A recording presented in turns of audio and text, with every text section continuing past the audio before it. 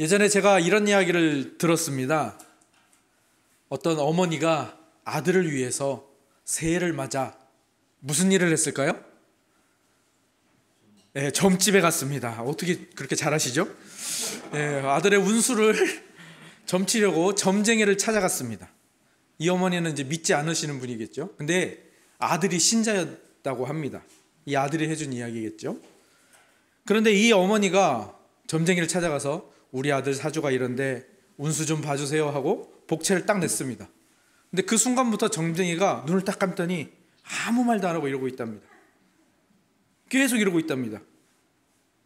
그래서 이 아주머니가 화장실도 다녀오고 했는데 계속 이러고 있다랍니다. 그러더니 갑자기 이분이 눈도 안 뜨고 고개를 탁 뒤로 젖히더니 예수쟁이가 왔네.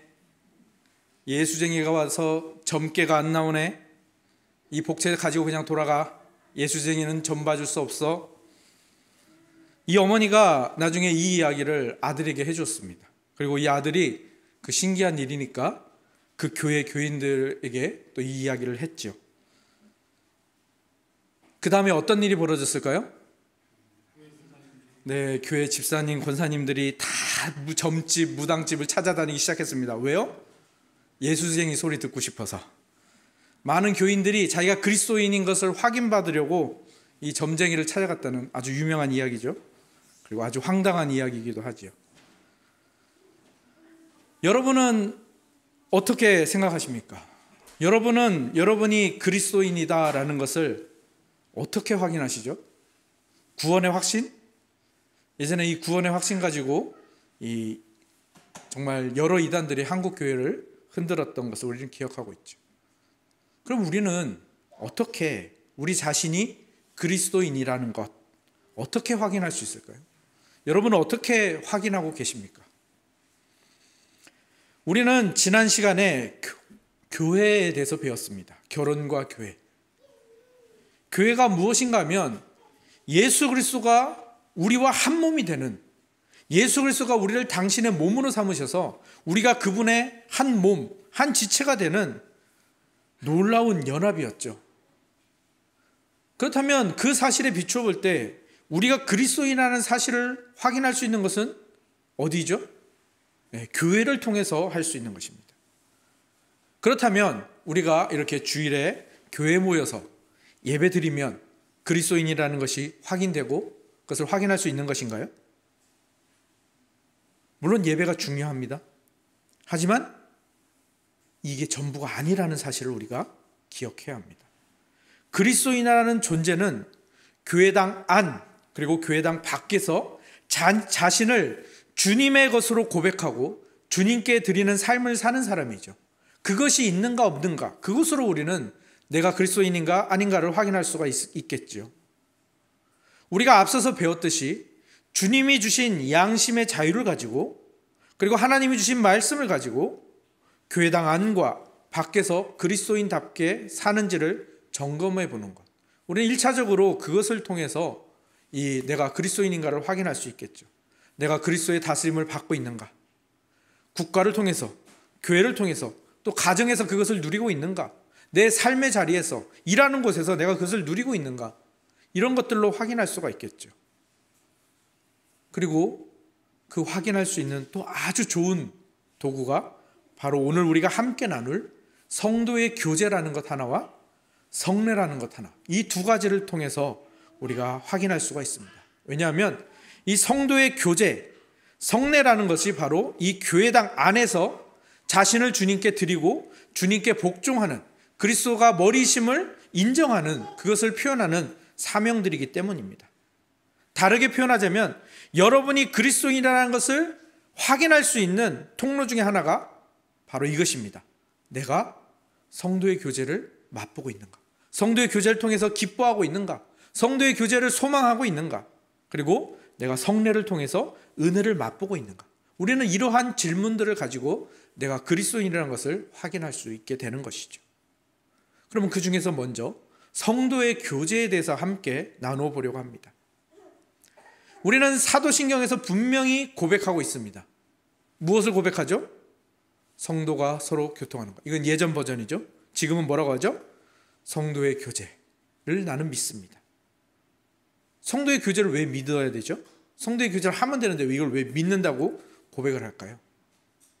그것은 우리가 이 성도의 교제를 통해서 내가 그리스도께 속한 것을 확인하고 고백한다는 것이죠. 교회라는 것을 성도의 모임이라는 측면에서 바라볼 때 교회의 본질에서 첫 번째는 무엇일까요? 예배겠죠. 두 번째가 바로 이 성도의 교제입니다. 그런데 이렇게 첫째, 둘째라고 나누면 우리는 항상 첫째는 중요한 것, 두 번째는 그 다음 이렇게 생각하는데 그렇지 않습니다. 성경에서는 첫 번째, 두 번째가 항상 같은 의미로 쓸 때가 많죠. 뭐가 있습니까? 예수님이 율법을 요약해 주실 때 하나님을 사랑하는 것. 첫째는 이와 같으니 하나님을 사랑하는 것. 둘째도 이와 같으니 이웃을 내 몸과 같이 사랑하는 것. 그럼 하나님을 사랑하는 것이 훨씬 중요하고 이웃을 사랑하는 것은 그 다음입니까? 아니죠. 이와 같으니라는 말이 들어있잖아요. 두 개가 같은 겁니다. 그런데 왜 첫째와 둘째라고 해놨을까요? 그것이 나타나는 과정, 순서에 따라서 첫째와 둘째를 나눈 것이지 이것은 동일한 것이죠. 예배와 성도의 교제도 마찬가지입니다. 예배가 이루어지고 그 다음에 성도의 교제가 이루어지기 때문에 첫째, 둘째로 이렇게 본질을 나눈 것이지 이 두 가지가 어느 것이 우열을 가릴 수 있는 것이 아닙니다. 이것은 사실은 하나이죠. 예배는 반드시 성도의 교제로 이어져야 되는 것입니다.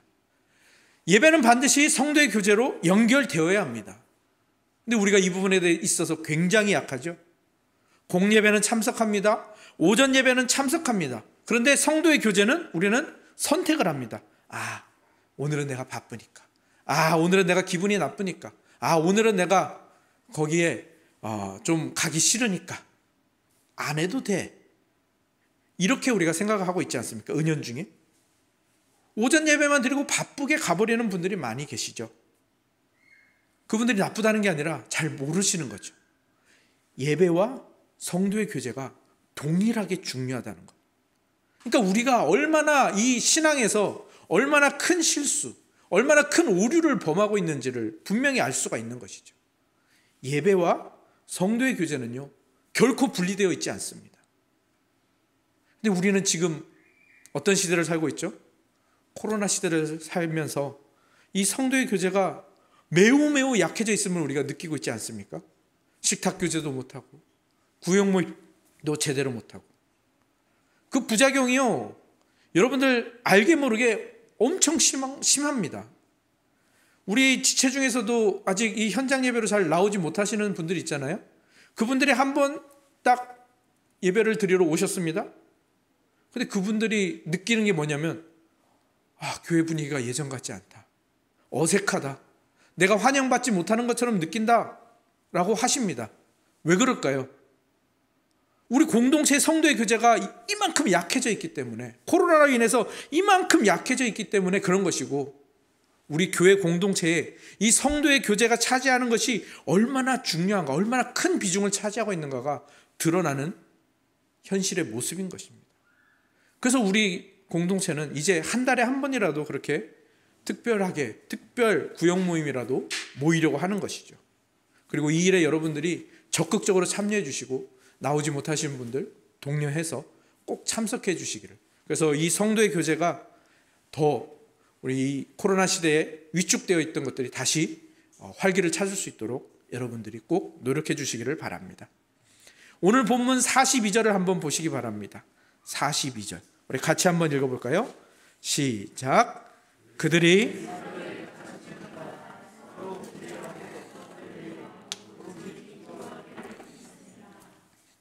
오늘 이 본문은 초대교회의 모습, 초대교회 중에서도 이건 완전히 최초로 모인 그런 교회 아니겠습니까? 이 초대교회의 모습이 정말 날것 그대로 우리에게 보여지고 있죠. 그러니까 교회의 본질이 무엇인지를 정확하게 보여주는 부분입니다. 교회의 예배, 이 가르침, 그를 통해서 받은 은혜가 반드시 뭐로 이어지고 있습니까? 사도의 가르침이 교제하고 떡을 떼는 대로 이어지고 있다는 것입니다. 반대로 이 교제와 떡을 떼는 것이 예배를 풍성하게 만들어준다는 것을 우리가 이 단어를 나열한 이 구절을 보면서 알 수가 있게 되는 것이고요, 엿볼 수가 있는 것입니다. 교회 안에서 함께 공예배를 드리는 모든 성도는 반드시 성도의 교제에 참여해야 합니다. 성도의 교제는요, 성도의 의무입니다. 사명입니다. 동시에 성도의 권리입니다. 여러분의 권리를 놓치지 마시기 바랍니다. 이 사실을 꼭 기억해 주셨으면 좋겠습니다. 그리고 이 성도의 교제가 그 다음으로 이어집니다. 우리 44절에서 47절까지 같이 한번 읽어보겠습니다. 시작. 믿는 사람이 다 함께 있어 모든 물건을 서로 통용하고 또 재산과 소유를 팔아 각 사람의 필요를 따라 나눠주며 날마다 마음을 같이하여 성전에 모이기를 힘쓰고 집에서 떡을 떼며 기쁨과 순전한 마음으로 음식을 먹고 하나님을 찬미하며 백성에게 칭송을 받으니 주께서 구원받는 사람을 날마다 더하게 하시니라. 아멘. 성도의 교제가 더 확장되고 있습니다. 성도의 교제가 무엇으로 확장되는가 하면요, 섬김, 헌신, 그리고 전도까지도 이어지는 모습을 볼 수가 있습니다. 예배는 반드시 성도의 교제로 이어지고 그 연결 속에서 뭐가 나오는 겁니까? 섬김, 헌신, 교회의 교회됨, 교회다움, 그리고 전도, 이것들이 계속 그 안에서 이어져 나온다는 것, 그것을 우리가 꼭 기억해야 합니다. 히브리서 13장에서는 이렇게 말합니다. 찬송의 제사가 나온 다음에 그것이 뭘로 이어지냐면 선을 행하고 서로 나누어주는 하나님이 기뻐하시는 제사, 찬송의 제사와 이 선을 행하고 서로 나누어주는 제사가 같은 것이다라고 말하고 있습니다. 예배 드리고 은혜 받았다라는 것, 이것은 반드시 성도의 교제 속에서 이어지고 나누어지고 적용하는 대로 나아가게 되는 것입니다. 그러한 나눔과 적용이 실천이 되어서 지체를 사랑하고 이웃을 사랑하고 지역을 사랑하고 어려운 이웃들을 돕는, 그렇게 은혜가 흘러가는 대로 이어지게 되는 것이죠. 예배가 교제로, 그것이 나눔과 환대로, 이것이 초대교회의 모습이었습니다. 교회의 참 모습이고요, 교회의 날 것 그대로의 모습인 것이죠. 이것이 또 어떻게 되는 겁니까? 교회를 교회 되게 하고 교회가 지역의 좋은 이미지로 자리 잡게 되고, 그래서 신자가 교회를 소개하는 일이 자연스럽게 이루어지고 또 그 소문을 들은 이들이 교회로 찾아오는 발걸음으로 이어지는, 그러니까 성도의 교제가 얼마나 중요한 위치를 차지하고 있는가. 예배가 나눔과 적용으로 나아갈 수 있는 가장 중요한 통로가 이 성도의 교제라는 사실, 우리가 분명히 기억해야 할 것입니다. 성경을 한 군데 보도록 하겠습니다. 제가 읽어드릴게요. 요한복음 13장 34절에서 35절, 유명한 구절이기 때문에 제가 읽어드릴게요. 새 계명을 너희에게 주노니 서로 사랑하라. 내가 너희를 사랑한 것 같이 너희도 서로 사랑하라. 너희가 서로 사랑하면 이로써 모든 사람이 너희가 내 제자인 줄 알리라. 그러니까 우리가 예배와 교제를 통해서 서로 사랑하는 모습이 그 성도의 교제를 통해서 이루어질 때 비로소 뭐가 일어나는 겁니까? 아, 저 사람들은 예수 그리스도의 제자인가 봐. 아, 저 사람들은 그리스도인인가 봐. 그게 드러난다는 사실입니다. 왜 제가 성도의 교제가 자신이 그리스도인이라는 것을 확인하는 통로라 했는지 아시겠죠? 내가 그리스도인이라는 것을 확인하는 것은 점집이나 무당에게서 확인하는 것이 아니라 성도의 교제를 통해서 다른 이들이 확인받는 것입니다. 확인하는 것이죠. 그렇기 때문에 우리 천은교회는 이 교제, 성도의 교제, 서로 사랑하는 것, 그리고 그것이 이어지는 섬김의 장들을 계속 지속시켜야 되는 것입니다. 예배와 교육, 이 가르치고 말씀 선포하는 일이 열매를 맺으려면 반드시 성도의 교제, 그리고 그 안에서 우리가 서로 사랑하는 것, 그것이 이제 나누어지고 적용하고 섬기는 대로 이어질 수 있는 이 큰 시스템이 우리에게 있어야 하는 것이죠. 이것들은 우리에게서 꺾여지거나 위축되어서는 안 됩니다. 물론 지금 코로나라는 특수 상황에서 이것들이 많은 지장을 받고 있고 이것들이 많이 위축되어 있는데, 그것에 대해서 불편함을 넘어서 정말 불안함과 안타까움으로, 두려움으로, 목마름으로 이어져 갔으면 좋겠습니다. 세상에서 성공하지 못하는 것, 이것을 두려워하는 게 아니라 우리 교회에서 성도의 교제가 사라져간다? 이것을 두려워할 줄 알아야 하는 것이죠. 다시 한번 부탁드립니다. 오전 예배에 참석한 것으로, 공예배에 참석한 것으로 만족하시거나 끝이라고 생각하지 마십시오. 반드시 교제로, 소모임으로, 여러 모임에 여러분들 참여해 주시기를 다시 한번 부탁드립니다. 왜 이렇게 부탁을 드리냐? 이것이 예배와 동등한 것이기도 하지만 사실 이 세상에서 진정한 교제와 진실된 섬김을 배울 수 있는 곳이 없어요. 그리스도의 몸, 교회에서만 배울 수 있습니다. 교회는 예수님께서 우리에게 베푸신 사랑과 섬김을 배울 수 있는 유일한 곳입니다. 그렇기 때문에 우리의 구역 모임, 우리의 선교회 모임, 우리의 식탁 교제, 또 여러 섬김의 모임들, 이것이 있다는 것에 감사하시고, 또 이것이 지금 위축되어 있다는 것에 정말 안타까움을 느끼시고 그것을 소망하시고, 특별히 이번 20일에 특별 구역 모임에 정말 적극적으로 참여해 주시고 다른 분들을 독려해 주시기를 바랍니다. 또 하나 우리가 짚어야 할 것은 예배와 교제가 따로 분리되지 않은 것처럼 예배와 성례도 분리되지 않았다라는 것이죠. 그 말은 또 무슨 말입니까? 교제와 성례도, 성도의 교제와 성례도 결코 분리되지 않는다라는 사실입니다. 여러분에게 교회란 무엇을 하는 곳입니까? 라고 질문을 드리면 여러분들 가장 먼저 뭘 떠올리시겠습니까? 예배를 떠올리시겠죠. 교회는 예배하는 곳이잖아. 근데 예배는 항상 뭘로 이어진다고요? 네, 교제로. 또 예배는 말씀과 성례로 이루어져 있죠. 그리고 반드시 교제로 이어져야 되죠.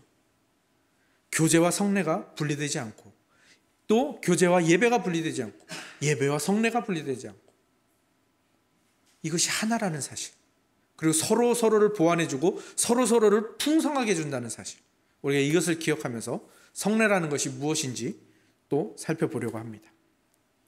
예배의 중심에 말씀과 성례가 있는 이유는 무엇입니까?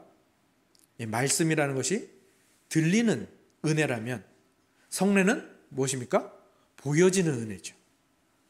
우리의 믿음이 자라기 위해서는 하나님의 율법, 하나님의 말씀이 필요합니다.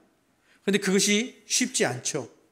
말씀을 이해하는 것도 쉽지 않을 때가 많고요. 말씀을 적용하는 것은 더더욱 쉽지가 않습니다. 그래서 하나님께서는 우리에게 은혜를 베푸시는데, 먼저는 이 말씀 선포로 그 하나님의 율법 속에 있는, 하나님의 계명 속에, 하나님의 말씀 속에 있는 그 은혜를 들으면서 이해하도록 하십니다. 근데 그것으로 우리가 다 이해할 수가 없죠. 그래서 하나님께서는 그 은혜를 먼저 듣게 하시고 이해하게 하신 다음에 그것을 이제 성례를 통해서 보고 맛보게 하시는 겁니다. 저는 우리나라의 이 맛본다라는 말이 굉장히 좋은 것 같아요. 맛을 느낀다가 아니라 맛을 본다. 이 성례랑 너무 잘 어울리는 말인 것 같습니다. 성례는 신비한 것이죠. 신비한 것은 은혜를 보여준다는 거죠.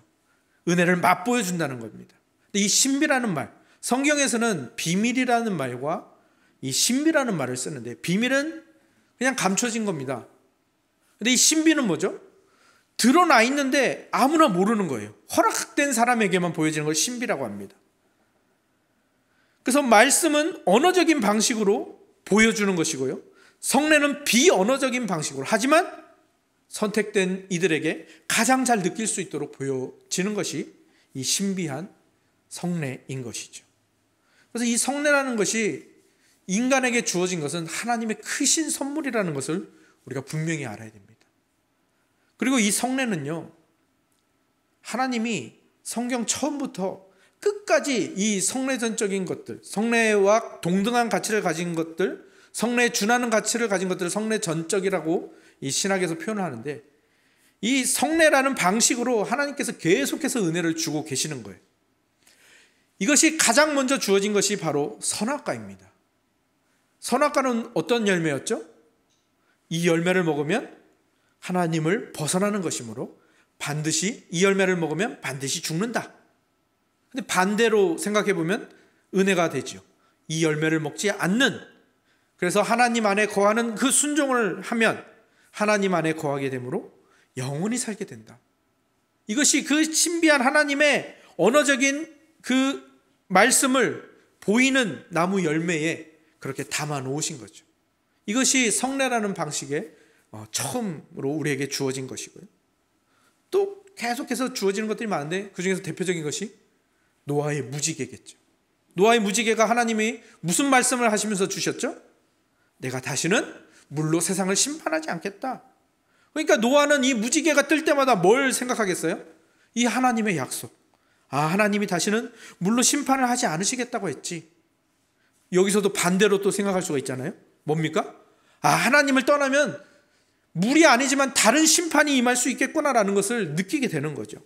늘 떠올리게 되는 겁니다. 그래서 하나님을 벗어나지 않아야겠다라는 그 하나님의 말로서 펼쳐지신 그 약속이 이 무지개라는 그 형상을 통해 그가 떠올릴 수 있게 되는 것. 이게 성례가 하는 역할입니다. 그래서 이것이 이제 처음으로 예식의 형태를 띠게 되는 것이 구약의 할례죠. 남성의 그 남자아이의 생식기의 끝을 잘라서 그것을 통해서 이스라엘 백성은 무엇을 알게 되는 것입니까? 바로 자신이 불경건한 멸망의 백성에서 끊어졌다라는 것. 그래서 이제 하나님의 백성이 되었다라는 은혜를 떠올리게 되는 것이 바로 이 할례라는 예식이었죠. 그리고 이 할례 후에 이제 또 하나의 예식으로 주어지는 것이 무엇인가 하면 바로 유월절 식사죠. 유월절 식사는 그 유월절 식사를 할 때마다 이스라엘 백성은 무엇을 기억하게 됩니까? 내가 이 어린 양처럼 죽어야 됐는데, 내가 노예로 살다가 그 애굽에서 죽었어야 되는데, 애굽의 장자들처럼 다 죽었어야 되는데 대신 어린 양이 죽었네. 나 대신 누가 죽어서 내가 살았구나. 노예로 죽을 수밖에 없는 내가 하나님이 은혜를 베푸셔서 10가지 재앙을 베푸시고 또 이 다른 희생을 통해서 이 기적을 통해서 내가 구원 백성이 되었구나라는 것을 떠올리게 되는 것이죠. 이처럼 성례라는 것은 그 성례가 가리키는 은혜, 그것과 이 우리에게 주어진 이 성례 예식이 영적으로 결합이 되어 있는 것입니다. 이걸 어떻게 여러분들에게 더 잘 설명할까 생각하다가 예전에 중국의 그 수찬성, 사천성에 이노아 선교사님이 선교하시는 곳에 방문한 적이 있습니다. 그때 우리 선교팀은 뭘 준비해서 갔냐면은 수화 찬양을 준비해서 갔어요. 지금 기억이 안 나는데 이 수화 찬양을 준비해서 갔습니다. 왜냐하면 이노아 선교사님 사역 중에 한 곳이 바로 이 농아인들 교회였거든요. 이 농아인 교회를 섬기고 계셨는데 농아인들은 보통은 이제 들을 수 없는 것이 먼저 와요. 들을 수 없기 때문에 듣지 못하니까 말을 못하게 되잖아요. 그러니까 이제 그들이 수화를 통해서 이제 그 대화를 하고 의사소통을 하고 이제 예배조차도 찬양과 예배조차도 이 수화로 다 하는 것입니다. 그래서 우리가 수화를 준비해 갔는데 처음에는 선교사님께 여쭤봤어요. 그러면 중국 수화랑 한국 수화랑 똑같습니까? 아니요, 다릅니다. 그러면 저희가 중국 수화를 준비해서 가야 될까요?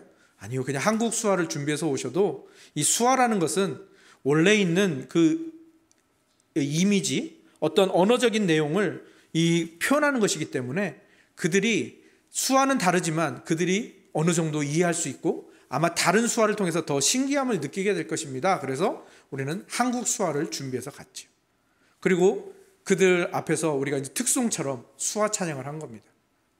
그런데 진짜로 신기하게도 거기에 있는 분들이 우리가 수화로 이렇게 하면은 막 서로 이야기를 하는 겁니다. 저 수화는 뭐 이런 뜻인 것 같아. 제가 느껴지는 게 저 수화는 우리 수화로 이런 뜻인 것 같아 라면서 막 서로 소통을 하는 거예요.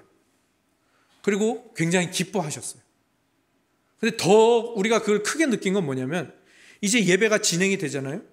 그러면 이제 그들이 신앙 고백을 할 거 아닙니까? 근데 이 사도신경을 수화로 하는데 너무 느껴지는 거예요. 저거는 전능하신 아버지 하나님, 그 천지의 창조주를 믿습니다. 그게 그 수화를 모르는데도 그게 막 느껴지는 겁니다. 와, 저건 사도신경이다. 와, 저건 주기도문이구나. 저거는 저런 찬양인 것 같다. 이게 막 느껴지더라고요. 막 이해되기 시작하고 다는 모르지만 어느 정도. 이 이야기를 드린 이유가 무엇인가 하면 이 수화를 하기 전에 모든 사람이 들을 수 있는 언어적인 내용이 있는 것이잖아요. 그 언어적인 내용을 보이는 언어인 수화로 농아인들에게 전달하고 또 그것이 농아인이 아닌 사람에게도 전달되는 것을 여러분에게 말씀드리고 싶었습니다. 성례가 이런 방식이거든요. 성례는 1차적으로 언어적인 메시지인 복음의 내용을 담고 있죠. 그 복음의 내용이 비언어적인, 하지만 보이는 방식으로 더욱 강화되어서 우리에게 펼쳐지는 것이 성례인 것이죠. 이것이 신약시대에서는 예수님을 통해서 더 아름답게, 더 풍성하게, 하지만 참으로 간단하고 일상적인 신약의 두 성례로, 구약의 할례는 세례로서, 또 유월절 식사는 성찬으로 바꾸어서 예수님이 우리에게 안겨주셨습니다. 그렇지 않아도 좋은 것을 더 좋게 만드셔서, 저 이 표현이 너무 좋더라고요. 요즘에 우리나라 드라마, 요즘 영화, 음악, 이런 것들, 음식, 이런 것들이 세계에 막 퍼지면서 찬사를 받잖아요. 근데 그 외국 사람들이 우리나라 문화와 이런 것들을 보면서 하는 말이 뭐냐면, 야, 한국 사람들은 좋은 것을 더 좋게 만드네? 라고 하더라고요. 애국심을 이야기하자는 게 아니라 그 표현이 너무 좋았어요. 좋은 것을 더 좋게 만드네? 예수님이 우리에게 주신 성례가 그런 거거든요. 구약의 성례도 참 의미가 좋고 그 안에 정말 놀라운 것들이 담겨 있는데 그것을 더 좋게 만들어서 우리에게 주신 게 이 신약의 두 성례거든요. 예수님이 우리를 얼마나 사랑하시는지, 원래도 너무 좋은 것을 예수님이 더 심플하면서도 더 좋게 만드셔서, 더 가까이 다가갈 수 있게 만드셔서 우리에게 안겨주신 것, 그것이 신약의 성례, 세례와 성찬이라는 것입니다. 그리고 사실은 그 성례를 주신 그분이 또 참 대단하신 분이죠. 요한복음에서 예수님을 뭐라고 설명하죠? 말씀이신 분으로 소개한다는 것. 정말 이게 큰 의미가 있지 않습니까? 말씀이신 예수님께서 하나님과 함께 계셨는데, 그분이 하나님이신데 그 말씀이신 하나님이 육신이 되어서 우리 눈앞에 보여주신 것이 예수 그리스도의 성육신이잖아요. 그냥 성례 그 자체죠, 예수님이. 앞서 말했던 그 수화라는 개념, 그리고 이 성례라는 개념, 그것을 성육신과 함께 연결해서 한번 이렇게 생각해 보시고 여러분 안에서 그 고백들을 한번 만들어 가보시기 바랍니다. 신앙 고백과 진리를 농아인에게 수화로 펼쳐내듯이, 하나님의 놀라운 구원 언약을 성례로 예수님께서 펼쳐내듯이, 하나님이신 분이 하나님 자신과 그분이 가지신 놀라운 은혜와 진리와 그 생명들을 예수 그리스도의 그 성육신이라는 모습을 통해서 우리 앞에 펼쳐내신 것이죠. 보이지 않으신 하나님께서, 말씀이신 그분께서 우리 눈으로 볼 수 있게 성육신 하신 것. 눈에 보이지 않는 하나님이 눈에 보이시는 예수 그리스도로 우리 앞에 친히 나타나셨다는 것. 그리고 그분이 또 친히 제정하신 이 두 성례. 그러니까 이 성례라는 예식은 그냥 한 달에 한 번, 우리는 한 달에 한 번 하지만 다른 교회는 1년에 한 번, 두 번 하는 교회도 있잖아요. 그냥 흔히 매년 또는 6개월마다 한 번, 우리는 한 달에 한 번 지나가는 행사가 아니라, 그런 공허한 예식이 아니라 이 성례가 가리키는 은혜의 실체이신 예수 그리스도와 영적으로 정말 강력하게 결합이 되어 있다는 것. 그래서 그 강력한 결합 속에서 우리가 그 하나님이 주시는 은혜들을 맛보고 그 영적으로 임재하시는 예수 그리스도를 느끼고 나의 것으로 누리게 된다는 것. 그러니까 예배, 말씀은 혼자서 존재하는 게 아니고 반드시 처음에 나눴던 대로 교제로 이어져야 되고, 반드시 말씀은 성례의 뒷받침을 받아야 되는 겁니다. 들리는 말씀과 보이는 말씀은 항상 같이 가야 되고요. 하나님을 예배하는 것과 또 그 예배한 데서 받은 은혜를 함께 나누고 사랑하는 것은 반드시 같이 가야 된다는 것. 예배, 말씀, 성례, 교제 하나라는 것. 오늘 이거 하나만 가져가시기 바랍니다. 온라인 예배를 통해서 말씀은 들을 수는 있겠지만 그 말씀을 보는 일은 불가능하잖아요. 그래서 우리는 온라인 예배를 인정하지 않는 거예요. 그래서 우리는 온라인 예배를 쓰지 않고 어떻게 말하죠? 온라인으로 송출합니다. 그 언어 하나에도, 그 단어 하나에도 그런 뜻이 담겨 있는 것입니다. 코로나로 인해서 우리가 어쩔 수 없이 그렇게 하고 있지만 이것이 계속되는 것이 아니라 다시 현장으로 나와야 되고 다시 성도의 교제가 회복되어야 하고 이 성례가 더욱 풍성하게 거행되어야 하는 것이죠. 우리가 이렇게 성도의 교제, 성례, 이 두 가지를 분명하게 이해하는 것만으로도 우리의 신앙이 정말 얼마만큼 진일보하는 것을 느낄 수 있지 않습니까? 그리고 교회라는 것이 무엇인지가 더 이해가 되지 않습니까? 그리고 또 하나의 결론이 나오죠. 대형 교회는 결코 참된 교회라 부를 수가 없습니다. 왜 그렇습니까? 성도의 교제가 이루어지기가 힘듭니다. 성례가 집행되기가 힘듭니다. 그런 교회는 참된 교회라 부를 수가 없죠. 그리고 또 하나의 반대적으로 반대급부로의 결론이 뭡니까? 작은 교회가 얼마나 소중한가. 함께 떡을 떼고 함께 교제할 수 있는 교회가 참된 교회입니다. 한국 교회가 왜 이렇게 문제가 생기고 왜 이렇게 기형적으로 변했는가? 한국 교회가 성도의 교제를 무시했고요. 성례를 무시했습니다. 그랬더니 이 대형 교회 같은 질병이 생겨난 것이죠. 지금 여기에 있는 우리도 그런데 그 유혹에서 벗어나지 못합니다. 예배만 드리는 것으로 만족할 수 있고요. 성도의 교제와 성례는 그냥 이거는 성례는 월 행사야. 성도의 교제는 내가 취사 선택하는 거야. 이 유혹에 빠지기 시작하면 이 좋은 환경에서도 우리는 그것을 누릴 수가 없게 되는 것이죠. 신앙의 질병을 앓게 될 수 있습니다. 그것을 기억하셔야 되고요. 우리도 예배와 말씀과 교제와 성례를 동일한 것으로 누리지 못했던 것 회개해야 되고요.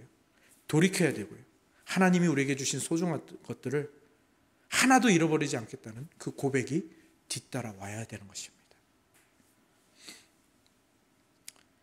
요즘 대선이 얼마 남지 않은 선거철입니다.